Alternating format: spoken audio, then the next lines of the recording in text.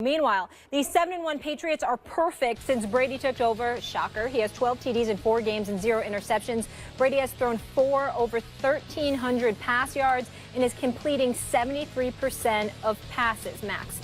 All I heard last night on television, watching everything, is that Brady should be the MVP. Do you still believe this man does not belong in the conversation? There's no way he should win it this year, and eventually he will be in the conversation if this keeps up. But at this point, anyone who's even considering that through this many games Brady's the MVP is out of their mind. He has only played in half the games. Even if you give him 100% credit for every win, and remember they were 3-1 without him. All right. So he doesn't obviously deserve 100% credit for all the wins because they were 3-1 versus, Keep going. Even if you give him all of that, he's had 0 impact on the other 50% of the games. It is irrational and impossible for anyone to even put him in that conversation at this point. Let me tell you what Max Kellerman just did, Donovan McNabb. Before he went into that little soliloquy, see, Max talks real fast, and he's real slick because he's brilliant. He's brilliant. I mean, the Ivy League education really, really works because this brother's smart. What he did was he was saying what he said, but prior to the soliloquy, he dropped in a little line there. At this point, hell no. What you said was a week ago before, and you don't care what Brady does this year. That's right. Based solely on the fact that this man missed 4 games under no consideration at any point. So that means this week, 4 weeks from now, 8 weeks from now, your position is going to still be the same. Donovan McNabb, That's right. I sat up there and I looked at Max Kellerman and I said, do you realize that Brady's on pace to throw over 4,000 yards? He said yes. I said, do you realize that he's on pace right now to throw 32 touchdowns and 0 interceptions? What if he let's give him 4 interceptions in the year. So if he throws 32 touchdowns and Nick 4 Foles interceptions. did the same wait a thing minute. the other year. Quarterback rating, wait a minute. 27 touchdowns, 2 interceptions, same thing. Listen, Was Nick Foles the MVP? listen. Did he just throw Nick Foles? He just threw Nick Foles. Nick Foles. You're talking about what if he has 32 touchdowns and 4 interceptions? Allow me. Look, because you're my man. You're my man. I got to look out for you. Boston's after you. You realize you can't show up in Boston, right? You can't show up anywhere in the state of Massachusetts. I mean, they're calling me because they're looking for your number. Everybody wants you because you don't make any sense. I'll explain it to them. I'll have to talk slowly, but I'll explain it. Are you sure? Did you just say that? That was a very, very incendiary statement about Massachusetts. But you handle that. My point to you is this. Brady is on pace to throw about 32 touchdowns, maybe 4 interceptions, have a QBR 8990, got a quarterback rating over 130. His numbers are better than 2007. And Max is talking about there's no way he could be MVP. That's right. Max, something is wrong with you. You would never say if a basketball player played in 60 games. I would say that. He should be MVP. Yes, I would. 60, yes, I would. If a baseball player played 120 Molly, games, should he be the MVP? Can I get some help here? Did I not argue that? Did I not argue a week ago that if a player plays 60 games? I have one question for Max. When the Patriots played the Bills, take it over, Donovan. Without Brady, how many points did they score? Right, but that's 1 game, Molly. So you're going to give him credit. They were 3-1 without him, 4-0 with him. 0, 41 So that's yesterday. 1 game. Is that an MVP? Because you give him 1 game over No, the it's everything else that he did. Max, as Stephen A. likes to say a lot, you are so disrespectful. Thank you. I mean, just telling the truth. For a You're guy disrespectful. a guy's 39 years old, yeah, he missed 4 games, but the way that he's been playing, this whole offense, everyone understands that they have to be accountable for their mistakes. And all Tom is doing at this point is being flawless at the quarterback position. Now, he's one of the quarterbacks who probably gets sacked the least. Yesterday, he got hit up a little bit, but yet still stayed strong. You look at his weapons, I tell you, probably wouldn't have maybe 1 Pro Bowler if he took out Gronkowski. Now, Julian Edelman has done great things for him. Chris Hogan all of a sudden becomes a household name. That's true. LeGarrette Blount is running the football. Their offensive line is playing well, and that was mainly because of the 4 games that he missed where everybody understood they had to do their job. Now, with Tom coming back at 39 years old, you're not asking him to do that much, but yet still, you don't see a quarterback in this game playing like Tom Brady. He has played in the 4 games he's played, and he's played better than anyone in those 4 games. Yeah, and so basically what we're saying, and you're trying to give him credit for the 4 games he missed by saying his absence. I'm not giving him credit for the 4 games. What I'm saying is I'm giving Josh McDaniels, I'm giving Bill Belichick credit because there was no Gronkowski. All of a sudden, Martellus Bennett looked like Kellen Winslow Sr. That's right. Now with Gronkowski coming back, Gronkowski's getting 100 yards receiving a game. Wait, are you saying that before Brady was active, the coaching staff coached them up to a 3-1 record? Absolutely. Right. The coaching staff deserves a lot of credit, like now. I'm not saying they don't. Josh McDaniels is going to be up for a head coaching job, but what we're seeing for Tom Brady is something we've never seen from a 39-year-old quarterback. Except for that when Peyton Manning did it just the other year. But what happened to Peyton Manning? Peyton Manning fell off. He threw 55 touchdowns that year, and then he fell off the cliff. The top four MVP candidates to me right now are Tom Brady, Ezekiel Elliott, Matt Ryan, and Derek Carr. So who would you take out of all four? I agree with that. You're conflating various ideas, which everyone does in these MVP debates. I agree. MVP actually means who's the best. I think best and valuable are the same thing. And in the 4 games in which he's played, Tom Brady is the best and the most valuable. But since that's only 50% of the games, you have to divide that value in half. Wait a minute. And half of Tom Brady is not better, more valuable. We're not voting on MVP right now. Well, we're talking about right now. We're talking about MVP right now. What I'm saying to you is this, Max. If Tom Brady plays every game, that's 80% of the games. 75. 75% of the games. I'm sorry. That's 75% of the games. Right. What's the problem? So you're saying 75% of Tom Brady will be better than 100% of anyone else? I'm saying to you that Tom Brady. I would agree. Listen, at 75%, if Tom Brady, I said this to you, let's not sit up there and try, to use your word, conflate the issues.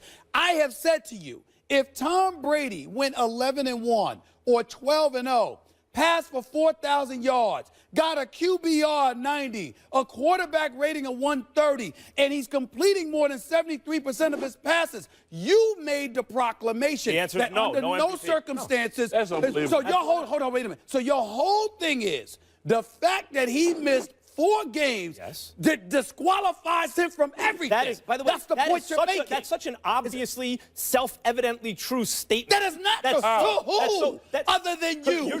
You say 4 games like that's a low number. That is 25% of every game played by that team this season. And you're getting caught up in the unfairness of it all because he's playing at such a high level that obviously if he had those other 4 games too, he would be MVP. But you got to take that value out of his season. We're not even doing that. We're not even doing that because in a situation you mentioned baseball, if a baseball player plays 125, 130 games. 120, exactly. It's 120. Ryan Howard was MVP and came in later in the part of the season. It was never 120 games he played.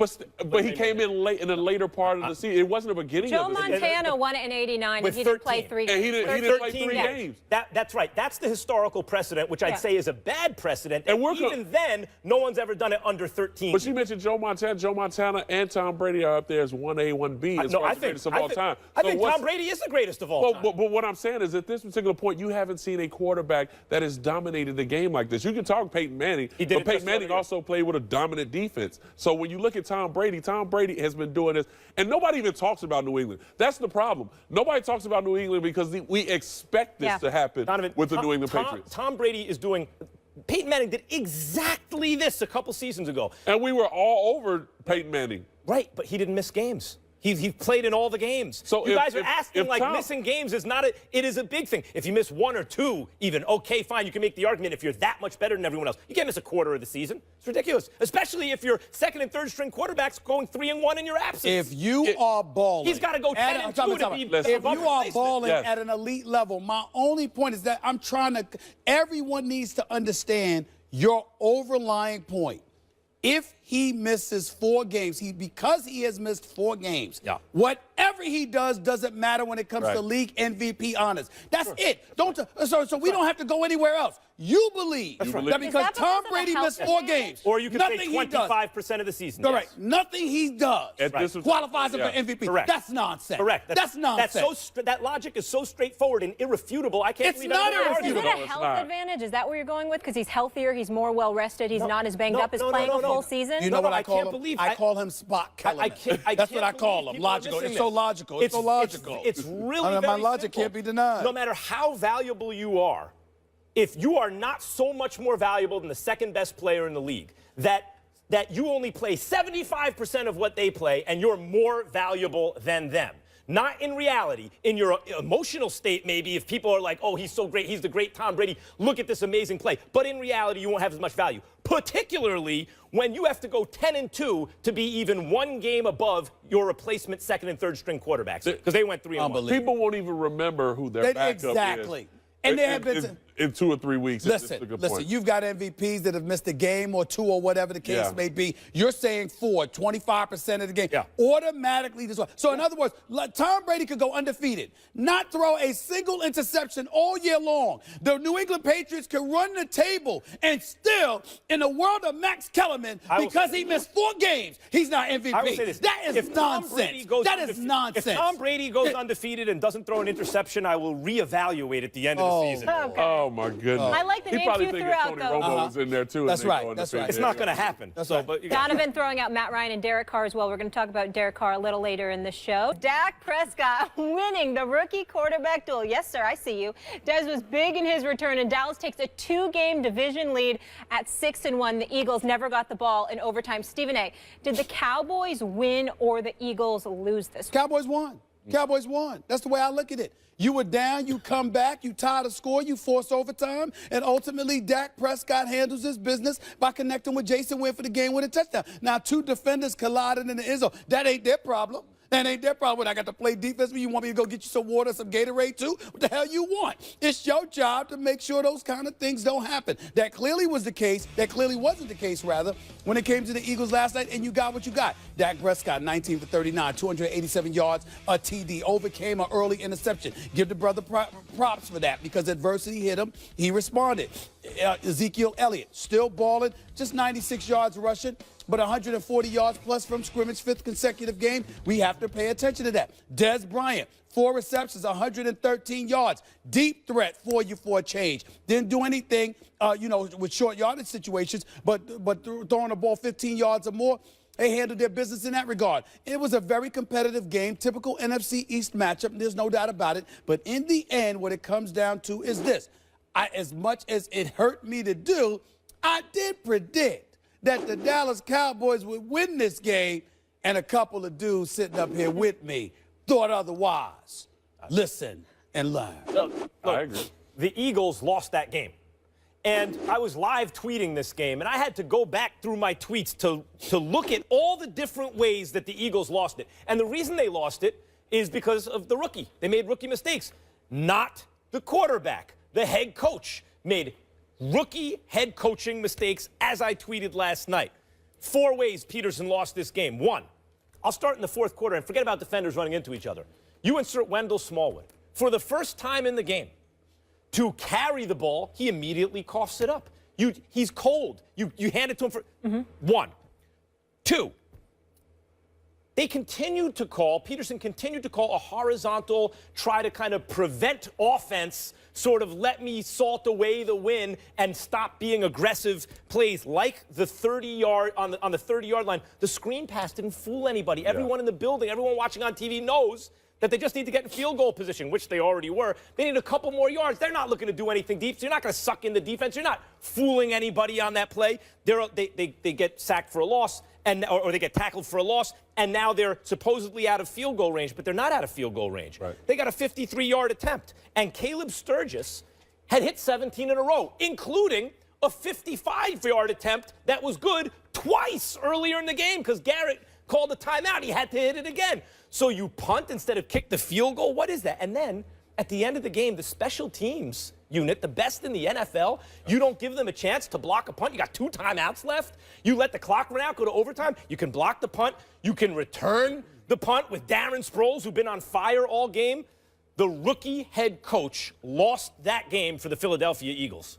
You know, I will agree with you. And this is the sense I did pick the Philadelphia Eagles to win. And the reason was because I felt like we would control the football in Philadelphia and force Dallas to turn the football over. Well, they had Dak able to turn the football over. But when I look at the Dallas Cowboys, and it hurts me to say this, but Jason Garrett is doing a great job with Dak Prescott by running the football, establishing some downfield threats by Dez Bryant. Obviously, there were a couple misses in that particular point, but they're ranked number 1 in the league in running the football. When you have a rookie quarterback, you have to run the football and play strong defense, and that's exactly what Dallas is doing. Now, on the other side with the Philadelphia Eagles, They're 17th in the run.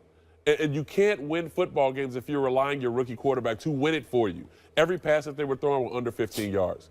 Everyone's going to sit on that route. Now, if you're not establishing the intermediate passing game, then you have to go back to the run, which they couldn't do that. Now, defensively, I think Schwartz got caught up a little bit in trying to do a little too much. When you're playing against this team, you want to stop the run and force Dak to throw the football. Well, there were so many people open downfield that Dak missed. Now, he was throwing off his back foot. Yep. He wasn't controlled in the pocket. It looked like he was forcing things. I don't know if it was more coming off the bye week, if it was trying to get Dez involved, or if it was because Tony Romo was on the sideline, whatever it may have been. I thought Schwartz bailed Peterson out a lot. Well, he bailed him out, but when it came down to it in the fourth quarter and overtime, it seemed like he threw everything at Dak Prescott, which worked in the favor of Jason Garrett. Now, for Carson Wentz, you have to let the kid go. It's time to let him go. Release everything you have on him. Because they don't have a guy that can get downfield and establish the tempo downfield. So now Zach Ertz got to step up his game. You already have Jordan Matthews as your intermediate passer. So take the pressure off of this rookie quarterback because you're asking him to do too much. Two things. One, I thought Carson Wentz was outplaying Dak Prescott until the fourth quarter. Yeah, you're completing 5-6-yard routes. But they didn't let him go. That's part of Peterson's problem. He didn't let his guy even try to do his thing. It just didn't happen. But that's the thing. Going into play, you change up now because you feel like they know us. Well, no, they don't know you, Doug. And the whole thing about it is if you establish the downfield threat, that opens up the intermediate passing game, and that's where you start to see Dallas be very effective. Now, they held Ezekiel Elliott to under 70 yards rushing leading into the main part of the game.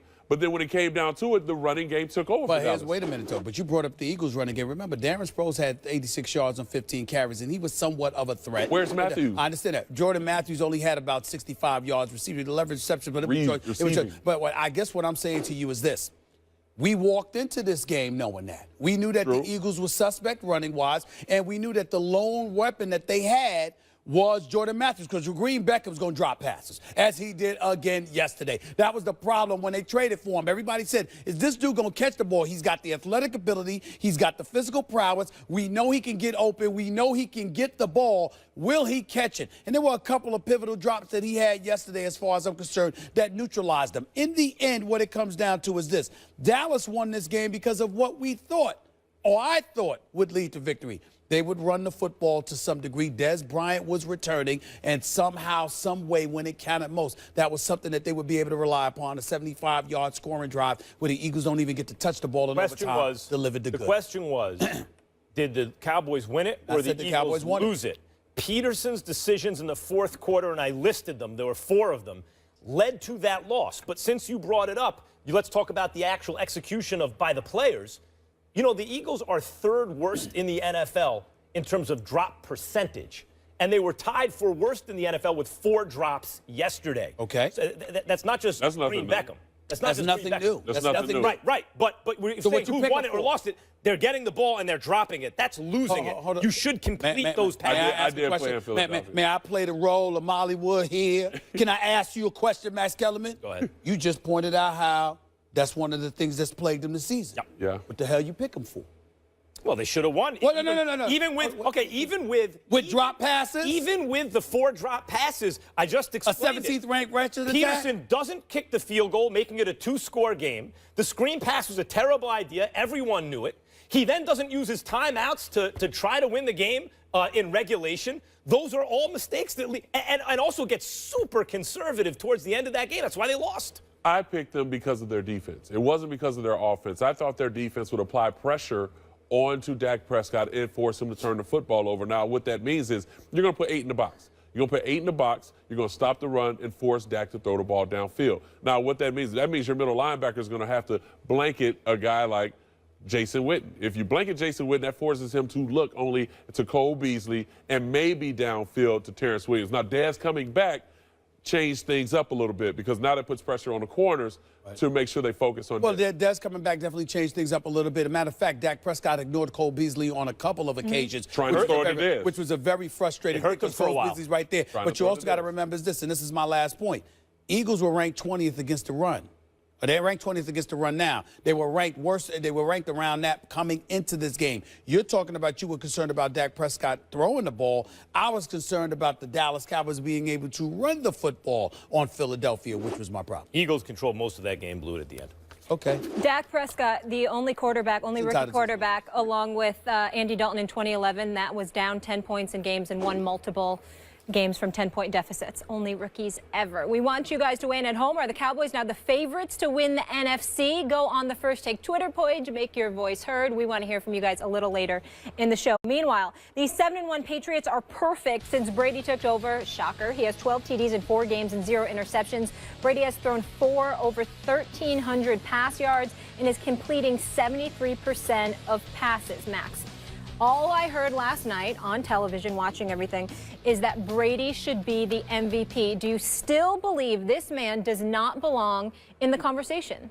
There's no way he should win it this year, and eventually he will be in the conversation if this keeps up. But at this point, anyone who's even considering that through this many games Brady's the MVP is out of their mind. He has only played in half the games. Even if you give him 100% credit for every win, and remember they were 3-1 without him. All right.